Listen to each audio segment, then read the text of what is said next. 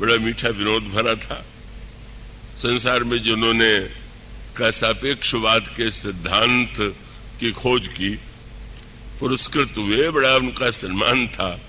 अब किसी नौजवान व्यक्ति ने मुझसे पूछ दिया कि सापेक्षवाद क्या है, जरा समझा दीजिए। अब कह सकते थे कि तुम्हारे समझने की वस्तु नहीं है, बड़ा जटिल सिद्धांत है, लेकिन उन्होंने उसको ऐसा विनोद भरे शब्द के द्वारा उससे समझाया कि वो अपने ढंग से उसका आनंद ले सके। उनका सापेक्षवाद का अर्थ यही है कि तुम जैसे नौजवान को अगर मुझ जैसे बूढ़े के पास बैठना पड़े तो थोड़ा समय भी बहुत प्रतीत होगा, और जब तुम किसी सुंदर युवती के पास बैठते हो तो तुम्हें बहुत समय भी थोड़ा लगता। यही सापेक्षवाद है। सापेक्षवाद सचमुच इतना ही नहीं है, पर उन्होंने ये सोचा कि सामने वाला व्यक्ति कम से कम उसका कोई अर्थ ले कि उसको सरलता से किस दृष्टांत के द्वारा वह बात कही जाए कि उसका थोड़ा आनंद सही, जिसको स्वयं जीवन में अनुभव करता है। सापेक्षवाद क्या सचमुच इतना ही है क्या?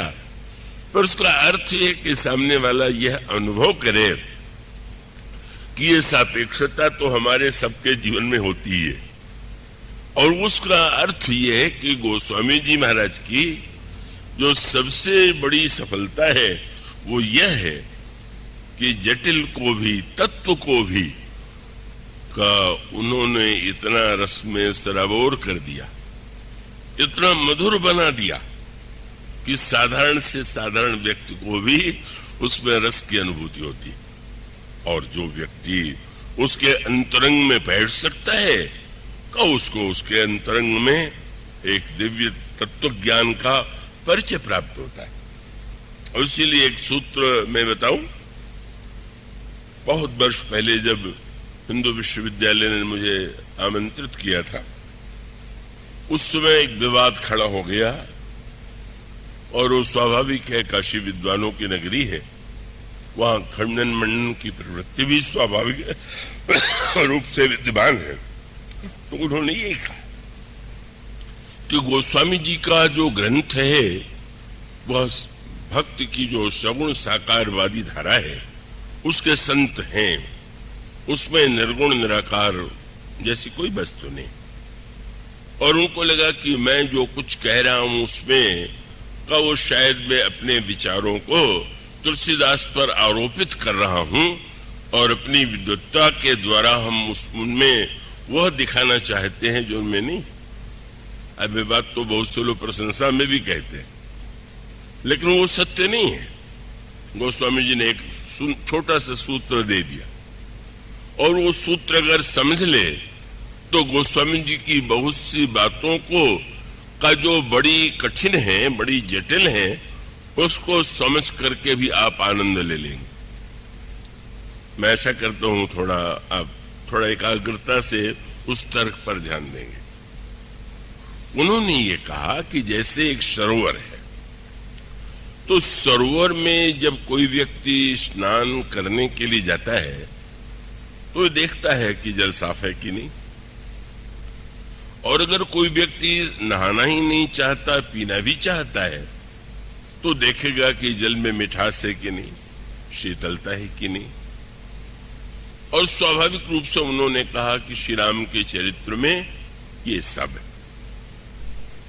जो श्री राम के चरित्र और लीला का जो पक्ष है वो मानो लीला सगुण जो कहूं बखानी, सोई स्वच्छता करई मलहानी। राम के चरित्र की जो स्वच्छता है उसके द्वारा अगर कोई व्यक्ति यह मानता हो कि व्यक्ति और समाज का चरित्र स्वच्छ होना चाहिए, तो श्री राम के चरित्र, श्री राम की लीलाओं के द्वारा वह लाभ ले सकता है। पर जो भक्ति भावना से जो प्यासे हैं उनके लिए उन्होंने कहा कि इसमें मिठास और शीतलता भी है। क्या? प्रेम भगत जो वर्णन जाई, सोई मधुरता सुशीतलताई। प्रेम और भक्ति का जो वर्णन है इस राम कथा में, प्रेम की मधुरता है और भक्त की शीतलता है। जो चरित्रवादी हैं वो चरित्र पा सकते हैं, जो भक्ति भावना से प्रेरित हैं वो मधुरता और शीतलता भी प्राप्त कर लेंगे। पर उन्होंने एक सूत्र दिया, और सूत्र यह है कि जल के स्वच्छ रहने के लिए एक ऐसी वस्तु की आवश्यकता है कि अगर वो जल में न हो तो जल स्वच्छ नहीं रहेगा। और वो यही है कि थोड़े से स्थान में अगर स्वच्छ जल भर दिया जाए और कुछ लोग नहाएंगे तो थोड़ी देर में वो जल गंदा हो जाएगा। इसलिए जल को जितना स्वच्छ होना चाहिए, जितना मधुर और शीतल होना चाहिए, उतना ही अथाह भी होना चाहिए। और तब उन्होंने कहा कि इसमें अगुण की गहराई है और सगुण की स्वच्छता। रघुपति महिमा अगुण अबाधा, वर्णव सोई बरबारी अगाधा। इतना बड़ा सूत्र, अब उसको सरल उन्होंने कैसे कर दिया उसको आप ध्यान से समझें। सगुण होते हुए भी अगुण माने। रंगमंच पर वो स्वामी जी ने जो दोहा लिखा वो समझने में बड़ा सहायक है। क्या बोले, जथा अनेकन वेश धरी, नृत्य करई नट कोय, एक ही अभिनेता अलग अलग नाटकों में अलग अलग नामों से अलग अलग पात्रों का अभिनय करके मंच पर दिखाता है। और वो अगर नाटक सचमुच हृदय को छूने वाला है, प्रभावित करने वाला है, तो व्यक्ति तन्मय हो जाता है, तदाकार हो जाता है। और कभी कभी वो नाटक के अभिनेता से उसको राग हो जाता है, वो उसका प्रशंसक हो जाता है। पर अभिनेता की क्या विशेषता है? अभिनेता के जीवन में उसे सगुण के साथ अगुण होना चाहिए। अगर वो सगुण के साथ अगुण नहीं होगा, सब नहीं रह पाते, कितने झगड़े खड़े हो जाते हैं। सगुण के साथ अगुण माने, अगर कोई व्यक्ति अभिनेता के किसी ऊंचे चरित्र को देखकर प्रभावित हो, लोग प्रभावित होकर के चरण भी छूने लगते हैं, सम्मान भी देने लगते हैं, ये तो लोगों की भावना है। पर गोस्वामी जी जो सूत्र देते हैं वो सूत्र क्या है? यथा अनेकन वेश धरी, नृत्य करई नटकोय, सोई सोई भाव दिखावई, आप न होय न सोय। सब वो अभिनय में दिखलाते हुए भी वह जानता है कि मैं ये नहीं, जैसा है वैसा दिखलाना सगुणता है, और ये सब कुछ मैं नहीं हूं, यही अगुणता। मानो गोस्वामी जी बताना ही चाहते हैं कि सगुणता ही तो प्रशंसा और निंदा, सुख और दुख, राग और द्वेष दोनों का कारण बन जाती है। आपकी कोई प्रशंसा करे आप बड़े प्रसन्न होंगे, निंदा करेगा तो आप दुखी हो जाएंगे। और ये प्रशंसा और निंदा का जो पक्ष है वो सदा एक जैसा रहने वाला नहीं। इसलिए जो सगुण होते हुए भी सदा अगुण रहे, यही गोस्वामी जी का दर्शन। आप कहां क्या कार्य कर रहे हैं, उस कार्य को निर्वाह करते हुए भी जब उसमें से किसी एक को आप सचमुच ये मान लेते हैं कि मैं यही हूं, तो क्या होगा? परिणाम होगा कि उस व्यक्ति का वो तो दुख को निमंत्रण दे रहा है, वो स्वयं अपने जीवन के लिए संकट उत्पन्न कर रहा।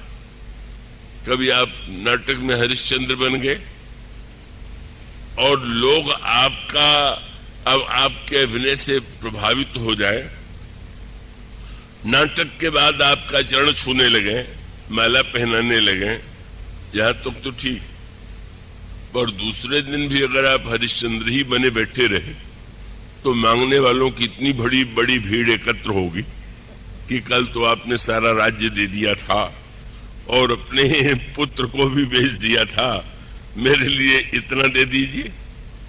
मानुष का अर्थ ये है कि अब वो गोस्वामी जी इसको कैसे सुंदर ढंग से प्रस्तुत करते हैं, आप इसे यूं देखें।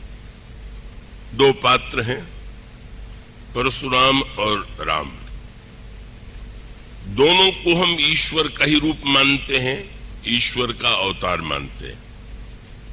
संयोग ऐसा है कि दोनों का नाम राम है। अब राम के सगुणता के साथ अगुणता क्या है, और बस इसका सूत्र यही है कि धनुष श्री राम के हाथ में और परशुराम जी के हाथ में परशु। ये नहीं कि एक शस्त्र रहित था और दूसरा शस्त्रधारी था, दोनों शस्त्रधारी थे, लेकिन एक राम परशु से जुड़ गए, परशुराम हो गए, पर दूसरे राम धनुष राम तो नहीं हुए। उचित तो यही था कि अगर वो परशुराम है तो ये धनुष राम, और उसका अर्थ क्या हुआ? परशुराम जी की समस्या जिसने उनको आगे चल करके उनके सामने समस्याएं खड़ी यह की कि नाटक में जो वो बने कुछ समय के लिए उसमें इतने तदाकार हो गए कि वे भूल गए कि यह मैं नहीं। अब यूं आप विचार करके देखें, जब हम कहते हैं कि वे भगवान के अवतार हैं, भगवान के अंश हैं, तो उसको जरा व्यापक अर्थों में देखिए। भगवान के अंश तो हम और आप जितने हैं सब। अब उसमें अंतर दिखाई दे सकता है कि किसी में अधिक प्रकाश दिखाई दे रहा हो और किसी में कम प्रकाश दिखाई दे रहा हो। दृष्टांत चंद्रमा का ले लीजिए, का चंद्रमा किसी दिन बहुत कम प्रकाश वाला, किसी दिन और अधिक, किसी दिन और अधिक, पर मूलतः तो चंद्रमा चंद्रमा ही है, चाहे वो द्वितीया का है चाहे पूर्णिमा का है। लेकिन उसमें मूल अंतर कहाँ है? और अंतर यही है कि जहां पर परशुराम जी महाराज के चरित्र के द्वारा मानो यह शिक्षा दी गई कि हम सब भी ईश्वर के अंश होते हुए भी इसलिए हम उस सत्य से वंचित हो गए हैं, क्योंकि जो हम नहीं हैं वह हमने अपने आप को सचमुच मान लिया। और आपने एक बात पर ध्यान दिया कि नित्य जो है आपका शरीर, आपका जीवन इस सत्य का साक्षात्कार आपको कराता है। और वो क्या है? दिन भर आप काम करते हैं, थकान आ जाती है और होता है कि नहीं अब विश्राम करना है। अब शरीर थक गया और मन थका नहीं। मन इसलिए नहीं थका कि मन को तो कोई उसका शरीर तो है नहीं, तो मन जब थकता नहीं है और शरीर कहता है कि हम तो सोएंगे, तो सपने आने लगते हैं। क्यों? सपना माने मन की दुनिया। मन में कुछ जो कुछ है जो आप दिन में नहीं कर पाए, रात के सपने में अनाप शनाप चाहे जो देख लेते हैं। उसके बाद एक तीसरी स्थिति और आती है, और तीसरी स्थिति क्या है कि जब सपना भी बंद हो जाता है, और सपना बंद होने के बाद आप जिसको सुषुप्ति कहिए, गहरी नींद कहिए, तब आप जब जग रहे थे तब भी आपके नाम था, आपकी उपाधि थी, आपका पद था, आपका संबंध था, आपका धन था, और इसी को लेकर के आप सुखी भी थे और दुखी भी थे। पर जब आप गहरी नींद में चले गए, मुझे आशा है कथा में आप वहां नहीं जाएंगे, कथा में आप जागृत ही रहेंगे, तो आप क्या होते हैं? आप किस जाति के होते हैं? आप किस कुल के होते हैं? किस परिवार के होते हैं? आपका क्या नाम होता है? आपका क्या पद होता है? आपका कितना धन होता है? आप गहरी नींद में कुछ नहीं होते। दिन में बहुत कुछ होने पर भी दिन रात झगड़ा हो रहा है, और गहरी नींद में कुछ नहीं होने पर भी आपको कितना आनंद आता है कि सो के उठते हैं तो कहते हैं आज तो बहुत ही अच्छी नींद आई। अच्छी नींद तो तभी आती है जब आप कुछ नहीं होते। जब होते हैं तब तो आप कभी इस तरह की आनंद की वृत्ति पा ही नहीं सकते। और मानो यही सत्य दिखाने की चेष्टा की गई भगवान की कौन सी जाति है और किस जाति और किस देश के भगवान है। अब रामायण में आप पढ़ते हैं मीन मछली के रूप में भगवान ने अवतार लिया, कछुए के रूप में भगवान ने अवतार लिया, शूकर के रूप में भगवान ने अवतार लिया। मीन कमठ शूकर नरहरि बामन परशुराम बपुधारी। बामन बन गए, परशुराम बन गए, ईश्वर यह सब बन गया। और इस सब रूप में अवतारों में उसकी गणना है। लेकिन ये कहने लगते हैं कि भाई राम और कृष्ण पूर्णावतार हैं और ये अंशावतार हैं, तो इसका अर्थ तो समझिए। इसका तात्पर्य है कि परशुराम जी ने अन्यायियों को दंड देने के लिए शस्त्र स्वीकार किया और शस्त्र के द्वारा उन्होंने अन्याय करने वाले को दंड दिया, अन्याय को चुपचाप सहने वाले को दंड दिया और अन्याय को देखने वालों को दंड दिया। लेकिन फिर वो इतना गहरे रूप से फरसे से जुड़ गए कि उन्होंने यह मान लिया कि सारी समस्याओं का समाधान एकमात्र परशु है, फरसा है, दंड है। और इसीलिए वो अपने नाम के पहले परशु जोड़ करके गर्व का अनुभव करते। किंतु इतना ही नहीं, कैसी अनोखी बात हो गई।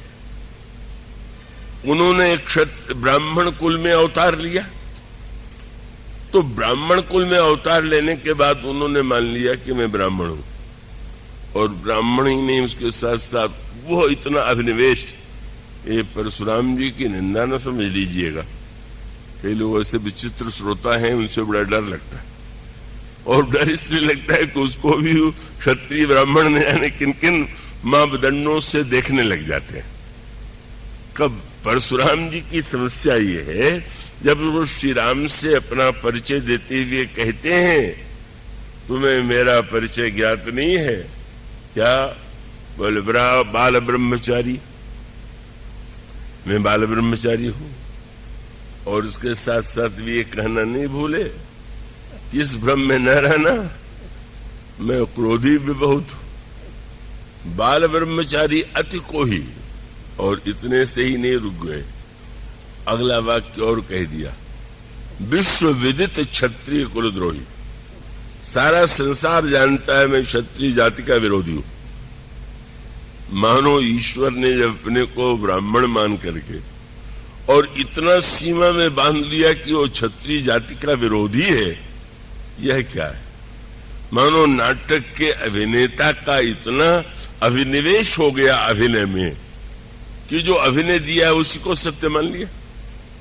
यही है, कोई भी वो तो उनका तत्काल ही निवारण भी हो गया।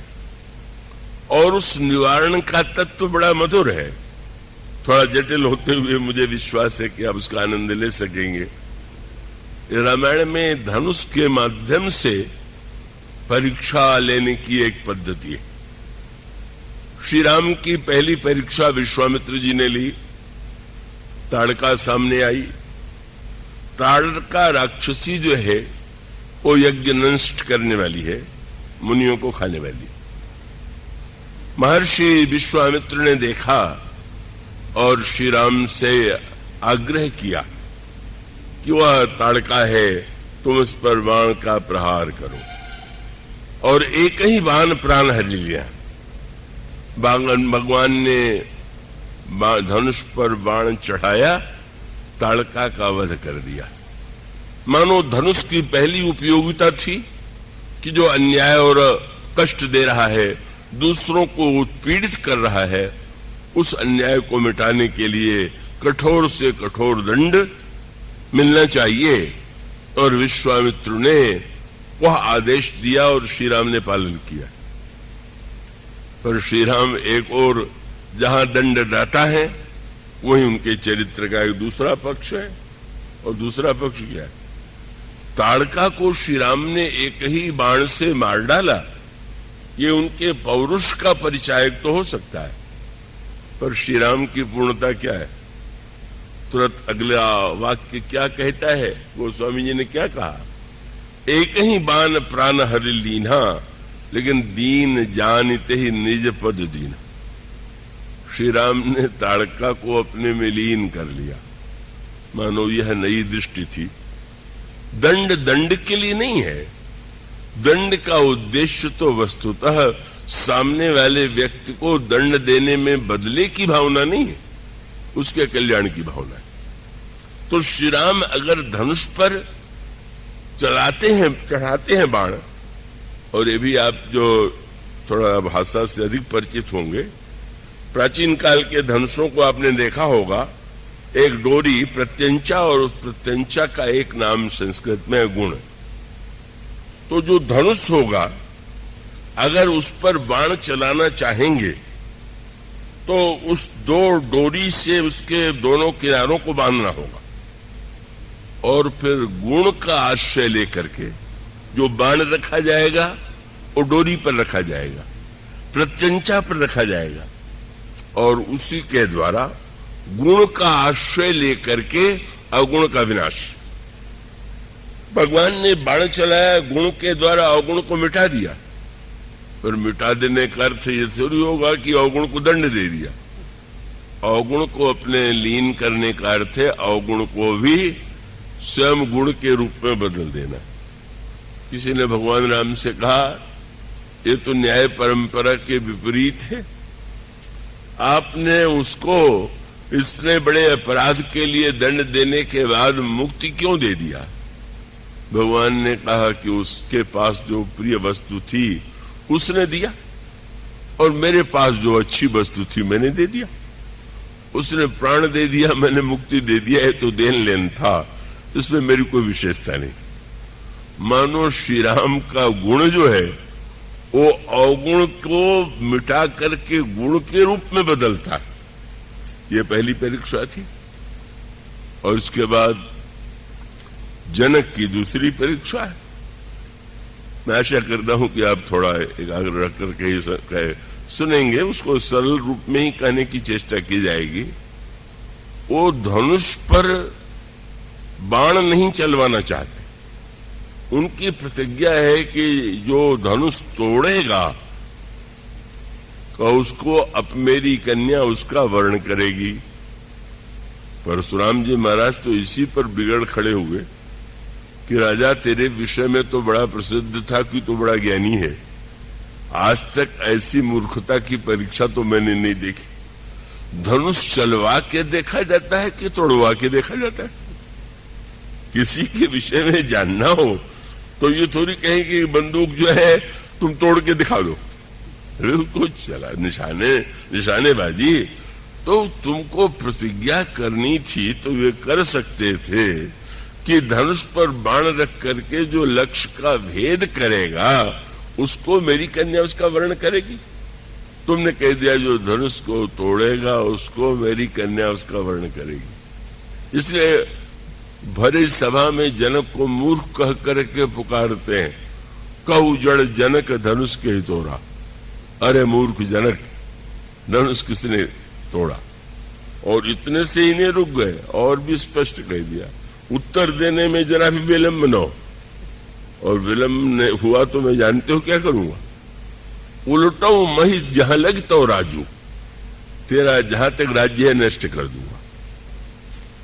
मानो संकेत यह है कि वे जब सोचते हैं तो उनको लगता है तोड़ना भी कोई वीरता का लक्षण है क्या? उसके अधिक संदर्भ में न जा केवल इतना अंतर कि जब श्री राम ने धनुष तोड़ दिया तो क्या डोरी भी टूट गई क्या? डोरी जो की तो थी, पर अंतर हो गया। जब तही क्षण राम मध्य धनु तोड़ा, श्री राम ने धनुष को बीचों बीच से तोड़ दिया। अब परिणाम क्या है?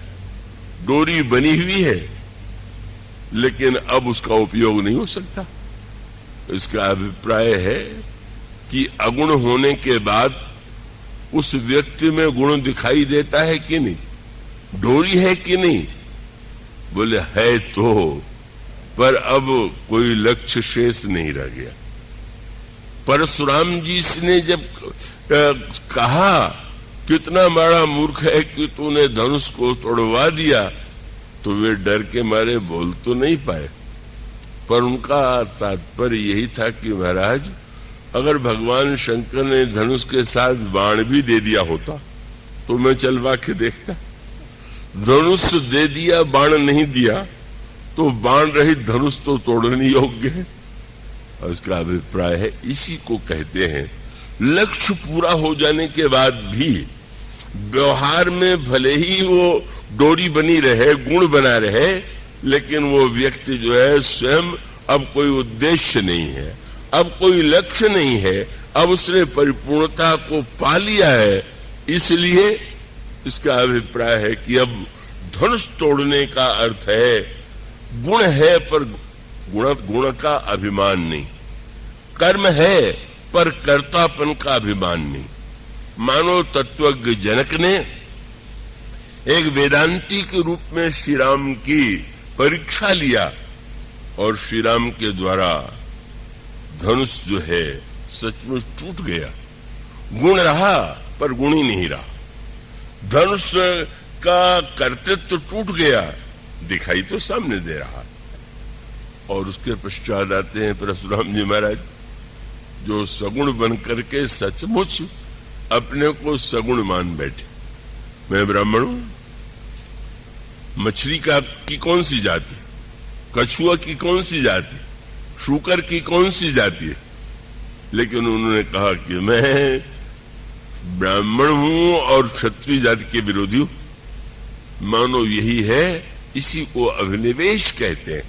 आप किसी परिवार में आए, आपका इतना अभिनिवेश हो गया कि आपने उसी को परम सत्य मान लिया, और तब भगवान राम और परशुराम जी का संवाद क्या है, उसको केवल अगर आप बाहरी आनंद लेना चाहे तो आप राम लीलाओं में खूब आनंद लीजिए।